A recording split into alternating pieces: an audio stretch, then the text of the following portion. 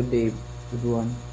Today we are going to discuss the recommended construction of watertight bulkheads in a ship based on SOLAS regulations. Watertight bulkheads are vertical walls inside a ship that divide it into compartments. Their main purpose is to prevent the spread of water if the ship is damaged. That's right. Watertight bulkheads are very important for safety. First, they help control flooding by keeping water in one compartment only. Second, they maintain the stability of the ship. And lastly, they protect the crew, passengers, and cargo. According to the SOLAS regulations, ships must follow strict rules in constructing these bulkheads to ensure safety at sea.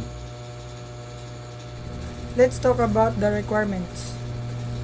Bulkheads must be made of strong materials like steel so they can withstand water pressure. They should be completely watertight, meaning no leaks are allowed. Also, they must be placed properly across the ship to divide into compartments. In addition, ships have watertight doors installed in bulkheads. These doors can be closed quickly during emergencies. There is also a special type called the collision bulkhead located at the front of the ship.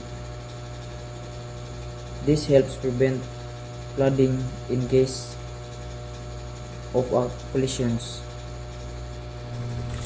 In real situation, if one part of the ship is damaged, the water will stay in that compartment only.